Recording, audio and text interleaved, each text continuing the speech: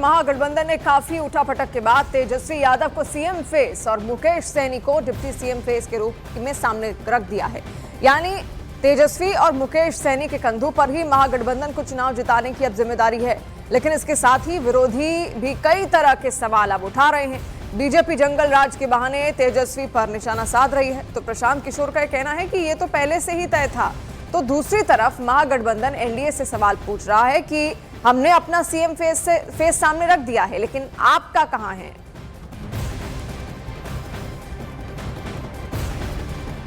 तो लंबी बैठकों के बाद, कई दौर की बैठकों के बाद यह फैसला यहां पर लिया गया, जहां पर सीएम फेस के तौर पर तेजस्वी यादव सामने रखे गए।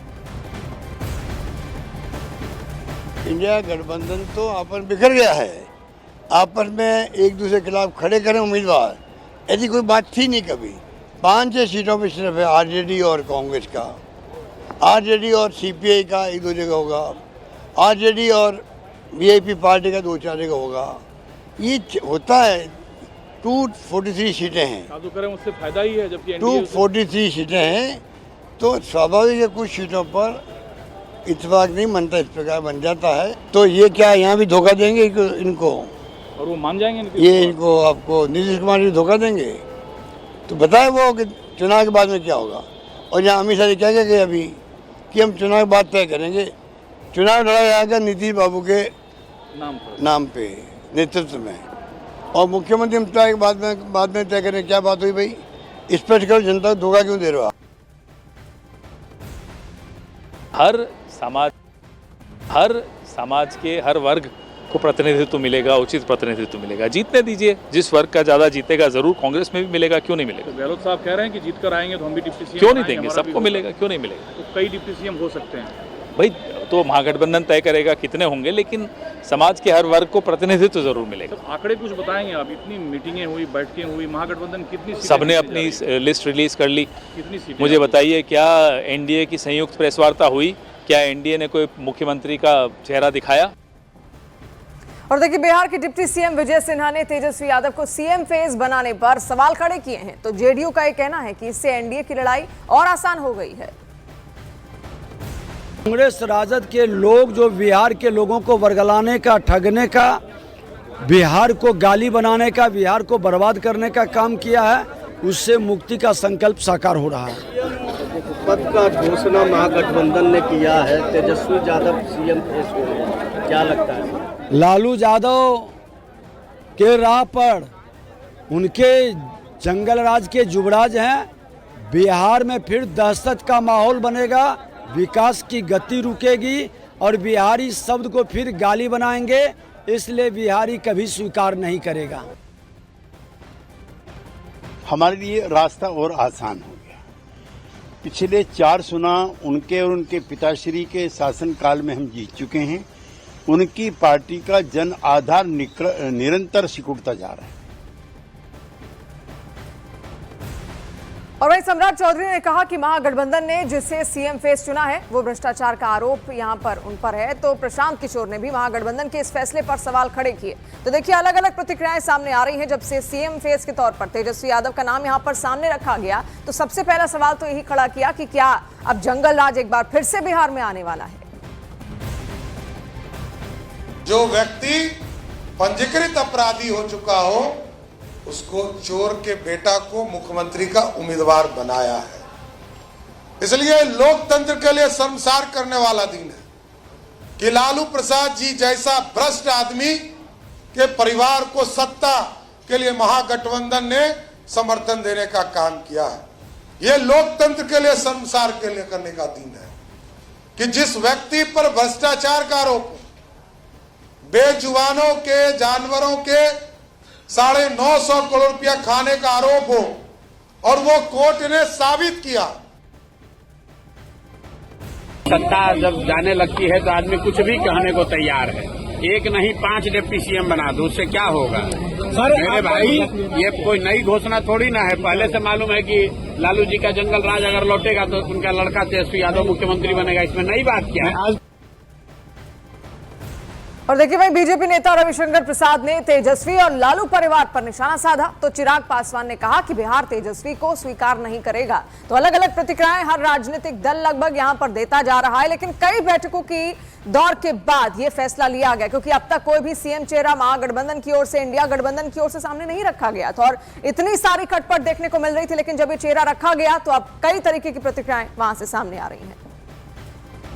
उनके पिताजी 32.5 साल की सजा प्राप्त कर चुके हैं चारा घोटाले के 4 मामलों में।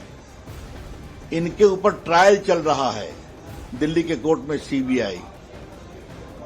जमीन दो, होटल लो। ध्यान है आपको? रेलवे के 2 होटल को दिया गया, उसमें भी एक्यूज थे।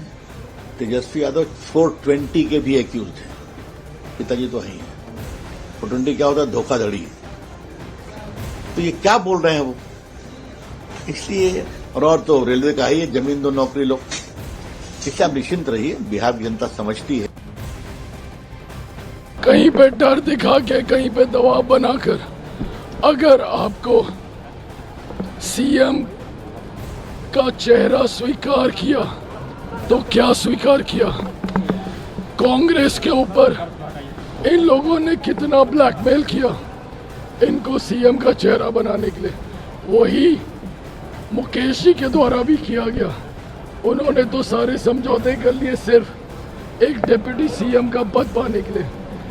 मेरा कहना यह है कि अगर आप इतना झगड़ा करके, छीन छान के अगर आप बने, इसका मतलब स्वाभाविक स्वीकार्यता गठबंधन के भीतर आपके चेहरे को लेकर नहीं है। और कांग्रेस सांसद इमरान मसूद ने एनडीए पर निशाना साधा। न्यूज़ 18 से बातचीत में उन्होंने कहा कि कंफ्यूजन महागठबंधन में नहीं है, रस्साकशी एनडीए में मची हुई है। इमरान मसूद साहब हमारे साथ बातचीत करने के लिए। सर, सबसे पहला सवाल बिहार को लेकर, जहां पर तेजस्वी यादव को मुख्यमंत्री पद का उम्मीदवार बना दिया गया है, मुकेश सहनी को डिप्टी सीएम पद का उम्मीदवार बना दिया गया है। आप पर लगातार रस्साकशी महागठबंधन में चल रही थी, तो आखिरकार उनको चेहरा दे दिया गया है। नहीं, हमारे यहाँ कोई रस्साकशी नहीं चल रही। देखिए, हमारे यहाँ कोई रस्साकशी नहीं है और सब चीज़ें क्लियर हैं और आपके सामने भी आ गई। रस्साकशी तो वहाँ है कि होम मिनिस्टर बयान देते हैं कि विधायक दल के अंदर नेता तय होगा। कुछ लोग कहते हैं, तो नीतीश बाबू को किनारे तो लगा दिया इन्होंने। अब तो इनको तय करना है। हमने तो तय करा हुआ है, हमारा तो सब कुछ हो गया क्लियर। तेजस्वी यादव ने चुनौती दी है कि एनडीए भी अपना सीएम फेस का उम्मीदवार दे। कौन सीएम का कैंडिडेट होगा? हालांकि बीजेपी कह रही है कि हम उन्हीं के नेतृत्व में चुनाव लड़ रहे हैं। दूल्हा है नहीं, बारात तैयार है। दूल्हा के ऊपर रस्साकशी है कि दूल्हा कौन बनेगा। हमारे यहाँ कोई रस्साकशी नहीं है। यो और बीजेपी सांसद मनोज तिवारी ने तेजस्वी को सीएम फेस बनाए जाने पर सवाल उठाए। उन्होंने कहा कि ये सब दिखावे के लिए किया गया है और एनडीए नीतीश कुमार के नेतृत्व में चुनाव लड़ रहा है। पहले से ही था। अब हमें तो नहीं लगता था कि तेजस्वी यादव की पार्टी नहीं मान रही है। आरजेडी तो मानती ही थी, लेकिन कांग्रेस शायद मानने को तैयार नहीं थी। तो अभी काफ़ी झगड़े झंझट हुए हैं। मैंने कई पोस्टर देखे जिसमें राहुल गांधी की पार्टी तेजस्वी बाबू को पोस्टर में स्थान नहीं दिया, फिर तेजस्वी बाबू ने पोस्टर लगाया जिसमें राहुल गांधी को स्थान नहीं दिया।